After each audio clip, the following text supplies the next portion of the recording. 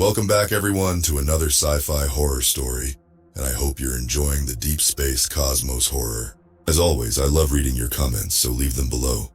Let me know what you think, give suggestions, or just say hi. And don't forget to like the video and subscribe if you haven't yet. And remember to laugh a little, it's good for the soul. Alright, let's get this sci-fi nightmare started. Get ready for some creepy, otherworldly thrills.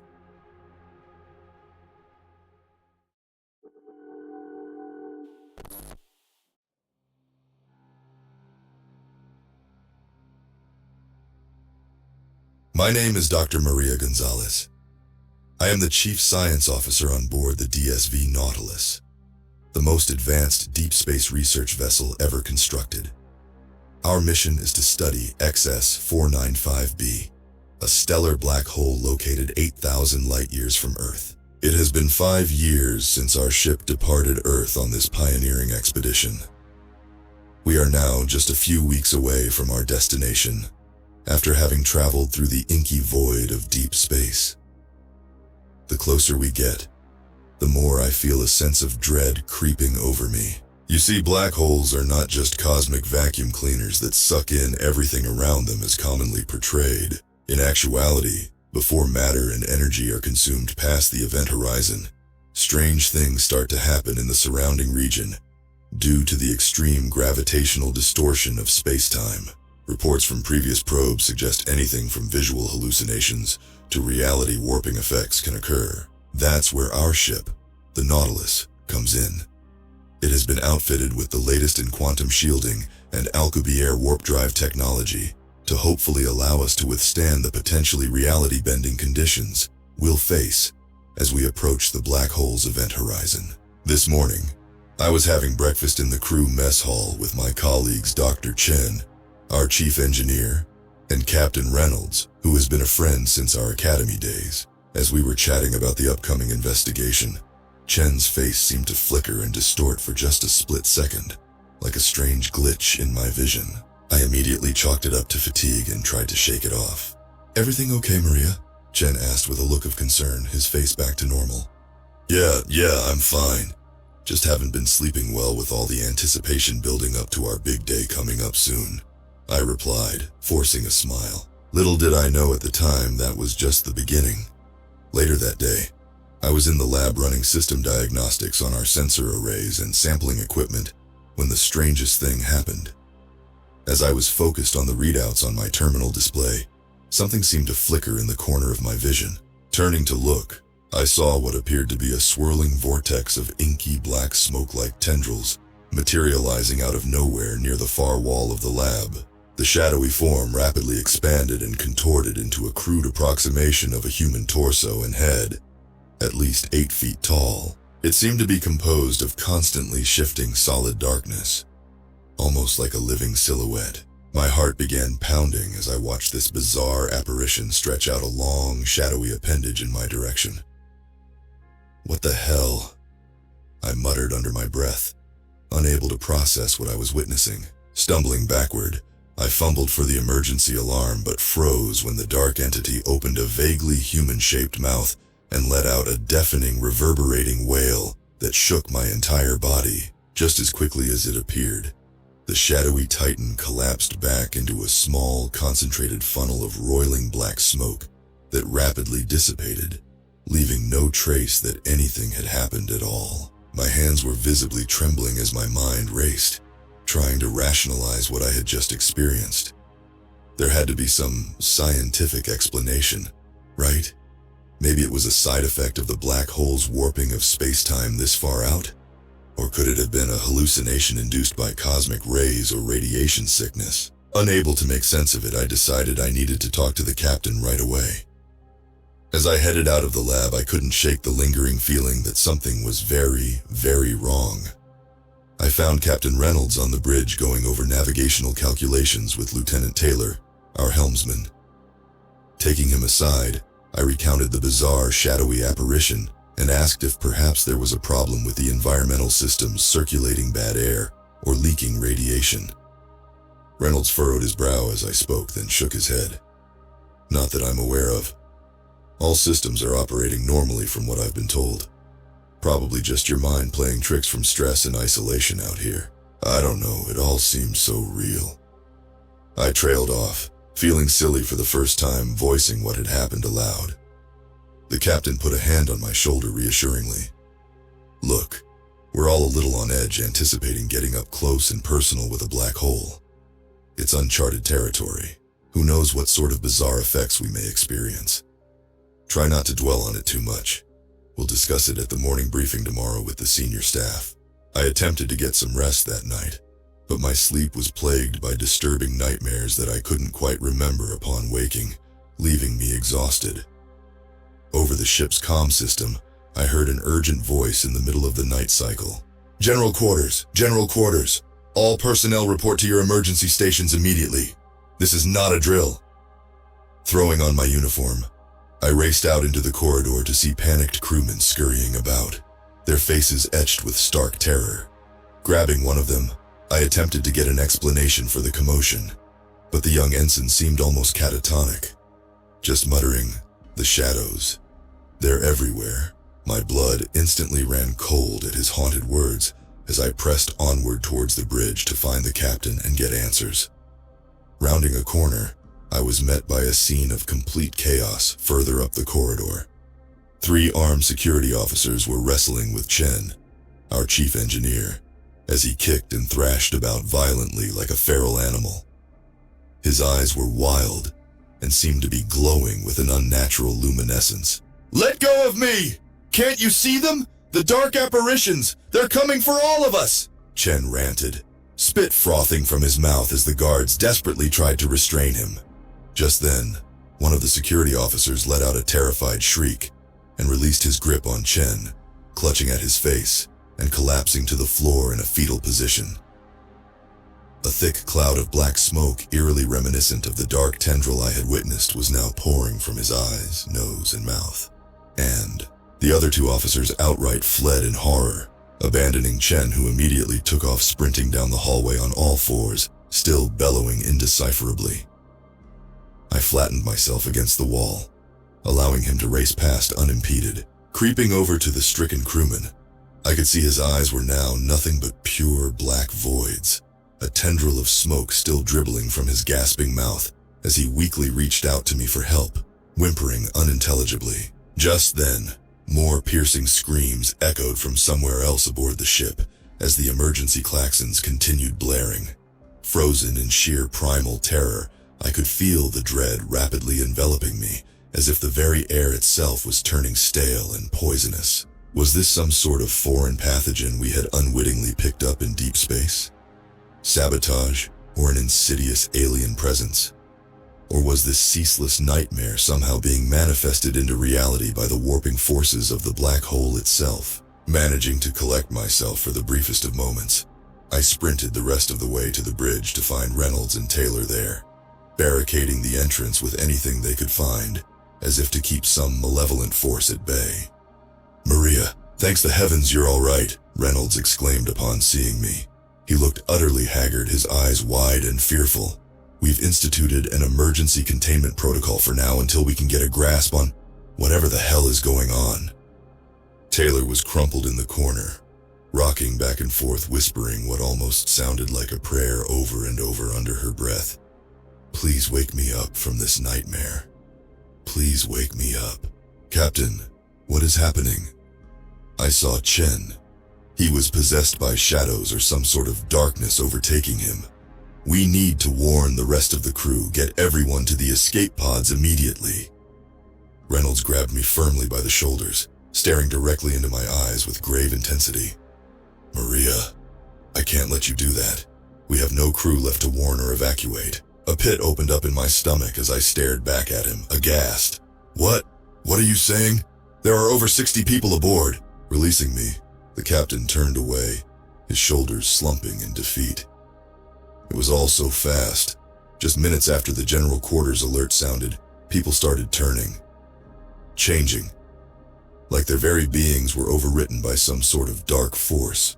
My mind flashed back to the security officers' inky black eye sockets and the tendril of smoke that had poured from Chen's mouth. "You mean, like shadows taking them over?" Reynolds nodded solemnly. Precisely. At first it was just isolated incidents. People screaming about apparitions or visions of darkness. Then they started physically transforming. Those shadows quite literally invading their bodies. A chill crept down my spine at the mental image. But how? What could possibly be causing this? I don't know, he admitted hollowly. But after the initial outbreaks on multiple decks, the video feeds just showed. He swallowed hard. Showed those afflicted rapidly subduing the others through sheer brute force and savagery. Within 10 minutes, the entire crew was overwhelmed and sucked into that inky haze of malice. Lieutenant Taylor whimpered softly from her corner, rocking insistently as she continued muttering. No escape from the mirthless void. Is this eternal torment our sentence for our hubris? You mean they're all? Yes, Reynolds said tightly. I watched it happen, Maria. I witnessed the life get quite literally drained from their eyes, replaced by nothing but inky shadow, like their souls were being siphoned right out of them. I felt sick to my stomach, the weight of it all crashing down on me as I collapsed into a chair in stunned horror. But why were we spared? Why just us left? That's when I noticed a thin, wispy trail of black smoke start to leak from the captain's left nostril. My heart nearly stopped as the tendril thickened, snaking up to completely envelop Reynolds' head in dense shroud of darkness. No, oh God, no, not him too. Captain! I shouted, bolting to my feet as the inky cloud expanded outward, rapidly encasing his entire body in what seemed like a solid gaseous form that constantly shifted and roiled. Reynolds instantly transformed into a towering obsidian titan easily twice my size, the surface of his shadowy figure morphing and bubbling unnaturally. What used to be his face twisted into a grotesque simulacrum of anguished human features, gaping holes opening for eye sockets and mouth that seemed to span the entirety of his head. Maria, the captain rumbled, his voice now a deep reverberating basso profundo that chilled me to the core. Don't you understand? This is our sentence. The price we must pay for flying to Claustat Habis. His words slurred together in a disturbing staccato rhythm, each syllable seeming to warp and bend reality itself as blinding agony lanced through my skull. I collapsed to my knees, clutching at my throbbing temples as strange, shadowy tendrils flashed across the edges of my vision. Looming over me, Reynolds, or whatever malevolent force was now inhabiting his essence, spoke again in that unnatural eldritch growl. The black void has claimed us, our very souls defiled by darkness more savage than you can imagine. Now, with malice unfurled, it's our purpose to deliver this dismal plague upon all of reality. The bridge around me began to fade and distort, the very air itself seeming to liquefy and slough off the solid surfaces into smears of dripping shadow. Squeezing my eyes shut, I could feel the acrid chill of oblivion seeping into every pore of my being. No, I refused to surrender my mind and self to this dark corruption so easily. Drawing what little strength remained, I pushed past the overwhelming terror to force my eyes open once more. To my shock, I found myself inexplicably back in the empty void of deep space, the Nautilus nowhere in sight. Adrift and alone amid the endless starry expanse, distant clusters of galaxies flickering tantalizingly out of reach. Before I could even begin to process this latest maddening surreality, I felt an icy presence directly behind me. Slowly, I turned to face the horrifying source of the malignant force brushing against the nape of my neck. There, silhouetted against the dimly glimmering starfield, hung an inscrutable shape, a void darker than the blackest night. As my vision adjusted, the form revealed itself to be an incomprehensibly massive cloud of billowing shadow stuff that seemed to physically drink in the light around it, like a roiling living singularity. I gazed upwards in stunned trepidation at its staggering scale, unable to make out where it began or ended against the cosmic backdrop. That's when I saw them, millions upon millions of spectral humanoid figures trapped within the inky tempest. their faces frozen in masks of soul-rending anguish. The combined echoes of their mournful wails burrowed directly into the psyche. No, I recognized some of those faces, members of my crew, Reynolds, Chen, before my mind could fully process this latest terror. Ethereal tendrils erupted from the void all around to whip and lash at me from every angle. I was instantly beset by flashes of disjointed memories and fevered visions ripped from my subconscious. My childhood home engulfed in eldritch flames, their shadows hungrily consuming everything in their path. Trapped in suffocating darkness as a chorus of demonic whispers assaulted my mind, watching in paralytic helplessness as my own body was steadily hollowed out into a shambling effigy of manifested dread. No. No, no, no, no! I wouldn't allow this insidious force to flay my very being asunder so easily. Drawing upon every last withering vestige of sanity and inner strength, I forced myself to concentrate, to purge these horrific phantasms from my psyche. With a trembling hand, I reached upwards towards the roiling tempest that now loomed overhead, gargantuan and infinite, blotting out the cosmos itself. Even as it lashed out with barbed tendrils of shadow to constrict my form, I remained steadfast in mind and spirit. I am not afraid, I choked out through gritted teeth, more a defiant mantra to myself than an admonition to this inscrutable cosmic blight. This nightmare is not my reality.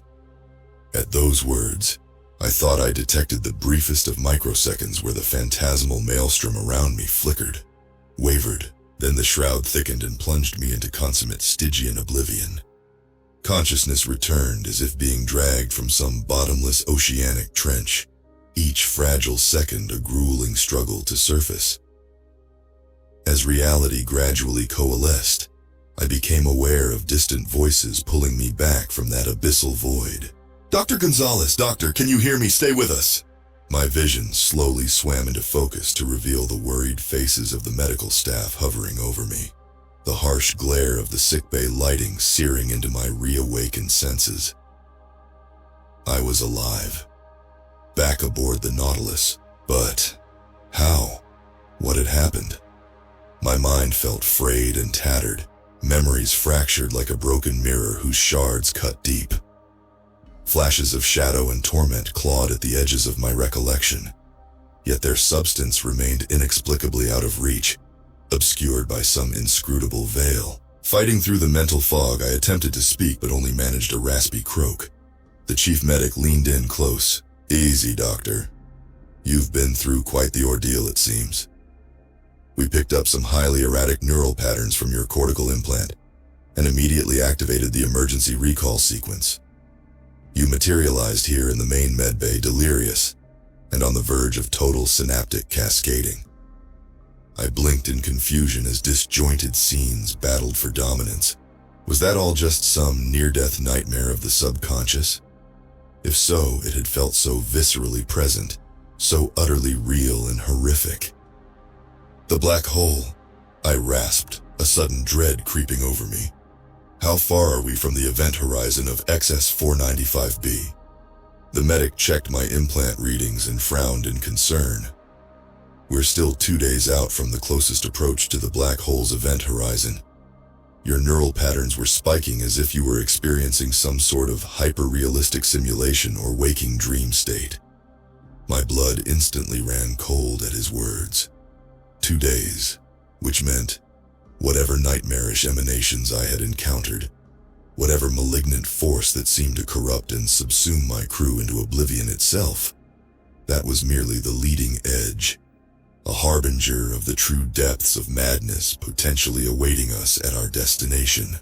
"We have to warn the others," I blurted out, trying in vain to rise from the bed despite the medic's restraining hands. "Abort the mission. Turn this ship around immediately before it's too late." His features clouded with confusion and doubt. "Belay that, doctor. You're clearly still disoriented from the feedback episode.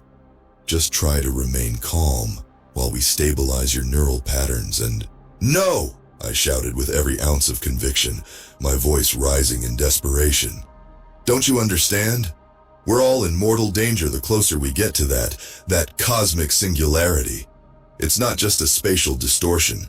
There are forces at work that can unmake reality itself, flay our very consciousnesses from existence. To my dismay, the medic simply shook his head with thinly veiled exasperation as he moved to administer a sedative. You're not making any sense, Doctor. Perhaps we should induce a short stasis until you've had time to fully recover from the overload trauma. As the tranquilizing haze began clouding my vision, I watched in abject horror as faint tendrils of solid darkness began leaking from the medbay bulkheads, snaking outward with purpose towards the oblivious medics. In that soul-rending moment of clarity, I realized this was merely the vanguard of that suffocating terminus I had witnessed. The virulent outriders of a force far more vast and inscrutable than could ever be comprehended, ancient as the cosmos itself. The inky tentacles rapidly swelled into towering shades of malice, swirling and pulsing as if beholding the world of the living for the first time. As my eyelids grew too heavy to keep open, their thunderous, reverberating howls of gloating triumph echoed throughout the bridge. At last we are unfurled!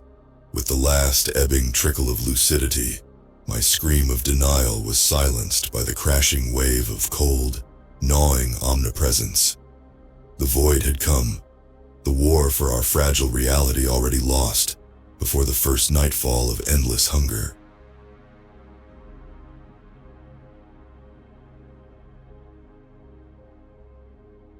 I am the captain of the starship Constellation. My name is Alex. We were on a routine supply run from Alpha Centauri to the Mars colony when something went wrong. Terribly wrong. We hit some strange interference and the nav computer freaked out. Alarms blared as our engines strained against something, like we had hit a force field. The whole ship shuddered violently. "What's happening?" I shouted to my crew. But they just shook their heads, eyes wide with fear. Then there was a blinding flash of light. When my vision cleared, we were no longer in normal space. We had been pulled into somewhere else. A bizarre, twisting realm of floating wreckage and debris. Chunks of destroyed starships and colonies hung suspended all around us, defying gravity. The twisted remnants seemed to go on forever in every direction. We turned in slow circles, appalled by the devastation surrounding us. That's when we saw them. Strange luminous entities drifting among the wrecks. They almost looked like primitive life forms, but their bodies faded in and out like ghostly apparitions. I had a sinking feeling we weren't alone here. "Full reverse thrust," I ordered, hoping to turn us around and get the hell out of this place. But the engines wouldn't respond. We were stuck. The luminous entities appeared to notice us then. They paused and slowly began drifting in our direction, their formless bodies pulsing with an eerie inner glow. My science officer, Laterne Mendez, studied her readings with a deepening frown. "Captain, I'm picking up strange energy fluctuations, probability fields phasing in and out of our reality." "Plain language, Lieutenant," I demanded tersely, keeping my eye on the alien things closing in. "This whole place, it doesn't fully exist on our plane," she said, sounding unsettled. "It's like a malfunctioning holodeck." The comm crackled and the panicked voice of my chief engineer broke in. "Captain, the wreckage! It's growing, spreading!" I whipped my head around in horror. Sure enough, the chunks of derelict ships and colonies were multiplying all around us, compacted sections splitting apart into new fractured pieces, as if space itself was breaking apart.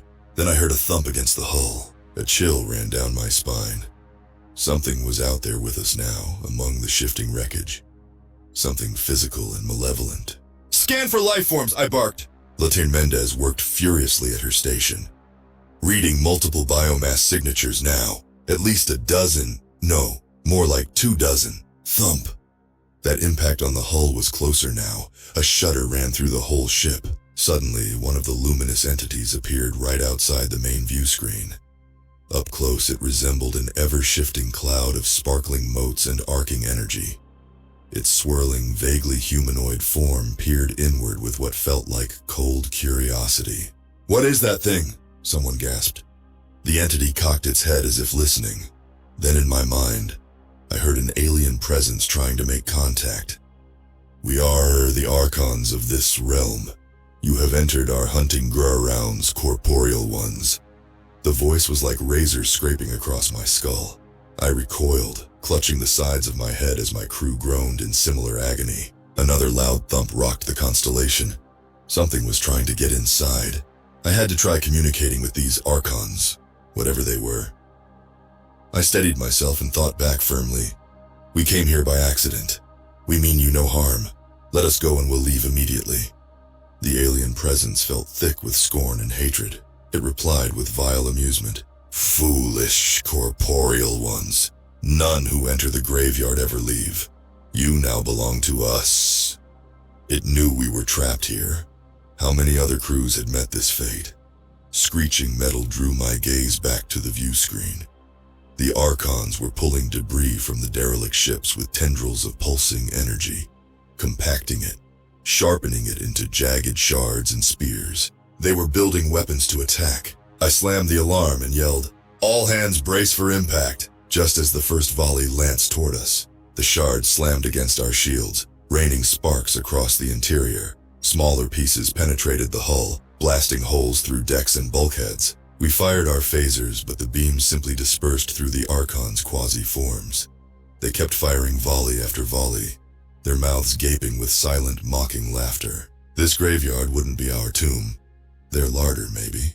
Klaxons wailed as breach alerts went off all over the ship. We were taking heavy damage and venting atmosphere fast. "Seal off all damaged sectors," I ordered my bridge crew through a haze of smoke. "Get damage control teams. Down, corporeal scum!" The shrieking mental voice sliced through my brain. I collapsed to my knees, momentarily blinded and deafened with agony. When my senses cleared, the bridge was a freezing, airless vacuum. Emergency bulkheads had slammed shut, trapping half my crew on the other side. I could see them still moving through the transpastile windows, battering desperately on the barriers. Their mouths opened in silent screams as their bodies swelled grotesquely without air. "No, oh God, no." Lieutenant Mendez clung to her station, the last one left with me, eyes bugging from her face. I felt sobs racking my chest, but no sound emerged. Mendez finally collapsed, her face a frozen rictus of terror. I held her in my arms, feeling her slip away beyond that bulkhead. My eyes burned with hatred as I turned back toward the view screen. The archons still hung there, their forms almost rapturous with dark glee. Their razor voice cut deep. "Now you will join our graveyard, corporeal ones, but not before you experience true suffering." Panic and grief twisted in my gut. My crew, they were gone, butchered by these monstrosities just for the sick fun of it. I ran my hands over Mendez's face, closing her eyes. Then, blinking back hot tears of rage, I steeled myself for one final confrontation. "You archon filth," I thought with as much venom as I could muster. "That was murder, an atrocity. You'll pay for their lives with your own." I pulled myself back to the command chair and slammed the intercom to broadcast shipwide on every remaining channel. "Attention all surviving crew. This is Captain Alex. You've seen firsthand the barbarism of our captors." I gestured at the twisted sea of wreckage suspended outside, debris from thousands of previous ships and colonies now added to the graveyard. My voice was harsh, my emotions leaking through. "We are adrift in a hell realm of unfinished business. These archons have been preying on space travelers for who knows how long, keeping them trapped here, torturing and killing them for sport." Silence from the comm channels, I barreled on. "Look at the state of your loved ones on the bridge, my friends. Are you prepared to let that be for nothing? Or will you fight with me one last time?" The comm crackled with grim determination. "Aye, Captain, for the Constellation." That was the voice of my first officer, Zara. She always had a core of duranium. More voices joined, stoking the flames of vengeance and defiance. "Let's send these soulless bastards straight to the void. This is our last stand, shipmates. Make it count." My mouth twisted into a savage grin. That's the spirit. If death was inevitable, then the archons would taste defeat first. We opened every weapons locker, broke out every phaser and photon torpedo. The remaining crew armed to the teeth and took up defensive positions around engineering and the vital reactor core. We would fight like Andorian battle thralls to the last breath. The pitiless alien voices slithered through my mind.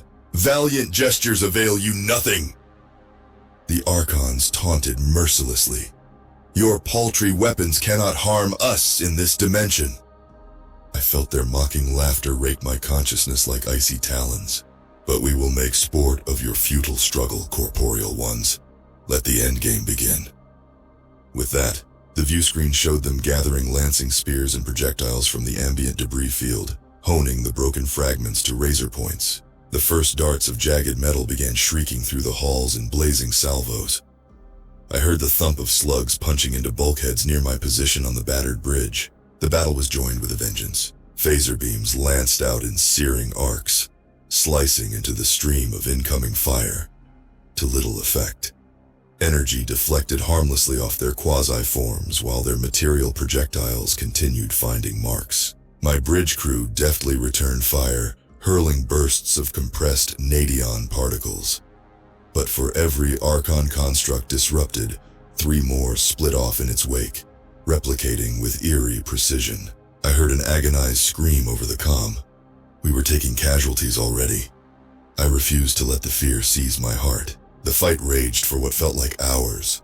Weapon impacts reverberated through every deck, shaking us to our core. On the dimly flickering bridge displays, I could see the main incursion forcing their way steadily aft, inexorable as a force of nature.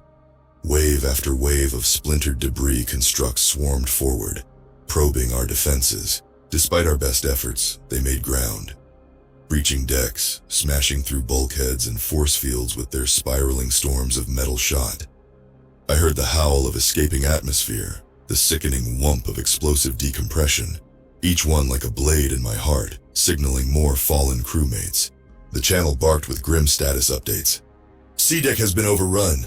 They've breached engineering. I can't... The transmission cut to static. Finally, the atrium entrance was all that remained. This was our Alamo, our last stand. I stood among the battered, bleeding remnants of my stalwart crew. So few left now, but faces still defiant. Make every shot count, I rasped over the roar of weapons fire. Today we become legends. Their ragged cheers were drowned out by a thunderous boom. The Archons had punched their way through the final blast doors. Walls of blazing metal shards poured through the smashed entrance. We opened up with everything. Phasers, nadion bursts, grenades. The searing crossfire vaporized the first wave, but there were always more behind. I felt my arms half melted from shrapnel wounds, my face a mess of burns, but I stood firing until my rifle clicked empty. All around me, bodies ruptured like ripe fruit in the seething maelstrom. Finally, just me left. Blood and worse sheared across my faceplate, blinding me. I only saw by searing after-images. Triumphant alien laughter rent my reeling mind as I was lifted, squeezed by invisible forces. My torso crushed, bones grinding into splinters. In my final fading glimpse, I saw the Archons coalescing from that roiling cyclone of debris, their forms taking corporeal shape for the kill. Gnashing mandibles and spindly limbs reaching avidly for me, their latest prize. As the darkness closed in, I felt not terror, but satisfaction. We had fought like lions until the bitter end. Our valor would endure long after these soulless nightmares faded into oblivion. This was no graveyard, but a monument to mortal courage. I welcomed death's cold embrace as an old friend. The Archons had feasted this day, but with each victim's dying breath, they had been starved anew of their ultimate victory.